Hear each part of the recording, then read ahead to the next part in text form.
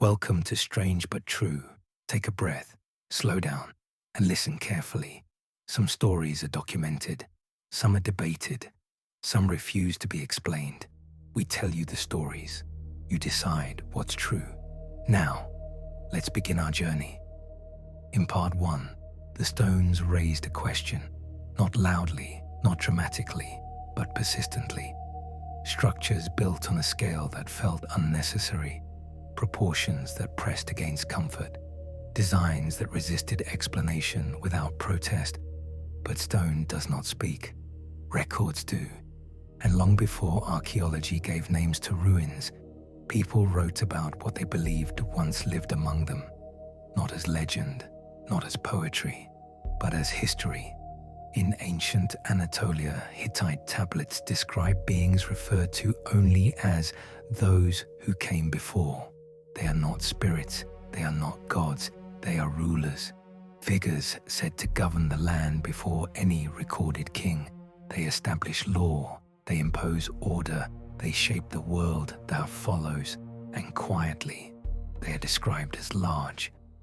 Earlier still, Sumerian records speak of the Anunnaki, a group tied to the very foundations of civilization itself.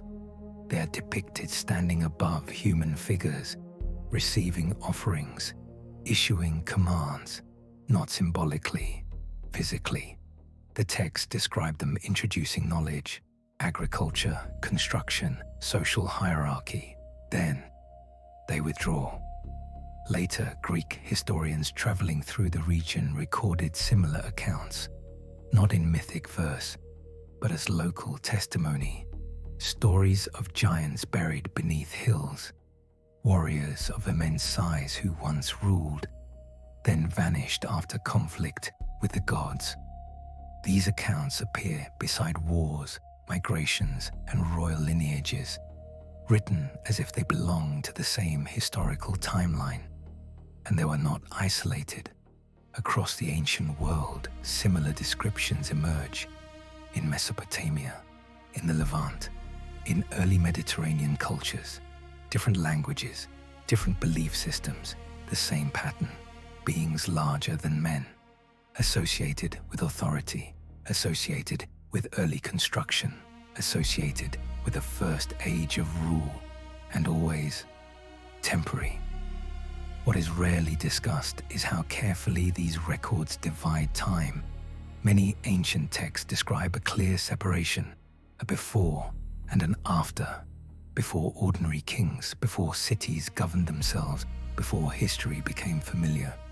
In these earlier sections, scale changes. Rulers are taller, lifespans stretch unnaturally long, authority is absolute. Then, abruptly, the descriptions shift. Kings become smaller, lifespans shorten, power fragments. The transition is not gradual, it is marked, as if something ended, as if an earlier presence withdrew or was removed. What follows is never described as progress, it is described as recovery. What is often overlooked is that these records were not preserved by believers. They were preserved by administrators, by scribes, by officials tasked with copying law, lineage, and land ownership. These were not storytellers, they were record keepers, and yet, when they encountered accounts of the earliest age, they copied them intact, even when the descriptions conflicted with later belief systems, even when they no longer made sense. Rather than removing them, later cultures surrounded them with commentary, explanations, footnotes, reinterpretations, as if something already written could not be erased, only explained away. That persistence is not accidental, an age of rebuilding, of remembering. What makes these records difficult to dismiss is not only what they say, but how they survived.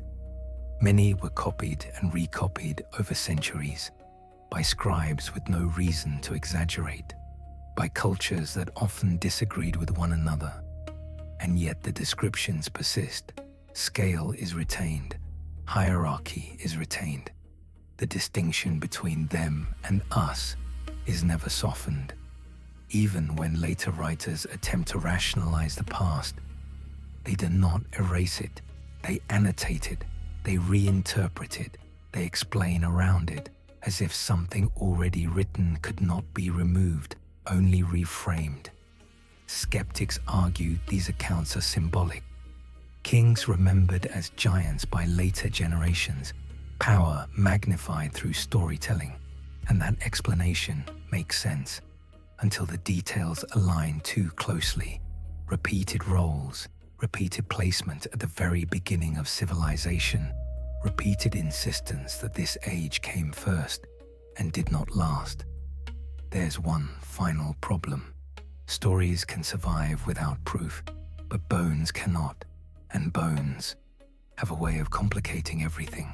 History has a way of hiding the truth inside tales, inside myths, inside legends, inside things that feel just a little off.